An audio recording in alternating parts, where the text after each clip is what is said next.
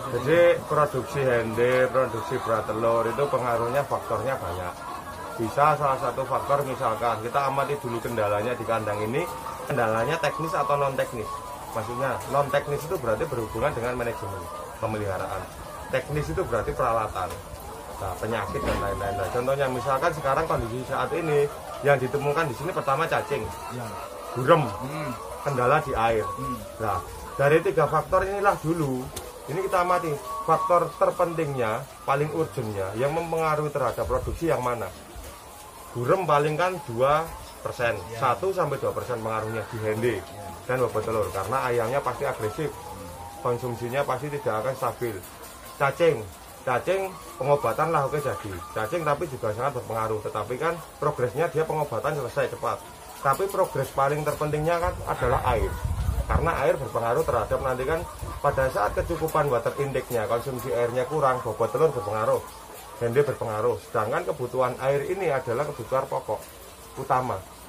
Ayam tidak makan sehari 2 hari dia pasti masih akan hidup. Ayam tidak minum 3 hari pasti akan langsung mati. Bedanya seperti itu kan. Nah ini makanya faktor pentingnya air adalah kenapa dia harus dimaksimalkan seperti itu. Contohnya sekarang kita temukan contoh ini. Kita lakukan flushing dan lain-lain, ternyata ditemukan bahwasanya airnya kotor, nah, bau, kotor dan lain-lain. Nah, ini salah satu faktor. Kenapa? Pada saat kondisi di air nipelnya itu bau, kan bau tuh ini loh, bau, kemudian kotor. Bau dan kotor pasti dia akan timbul banyak bakteri gram negatif. Contohnya bakteri E. coli dan lain-lain yang akan mengganggu kesehatan ayam. Jadi kestabilan kesehatan ayam pasti tidak akan bagus, berpengaruh nanti ke produksi.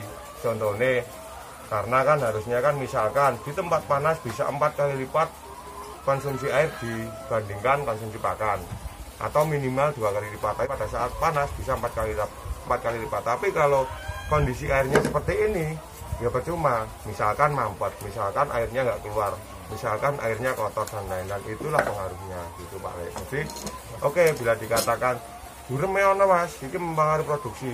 Cacing ono mas, ini mempengaruhi produksi. Oke, banyune mas elek dan lain-lain lah.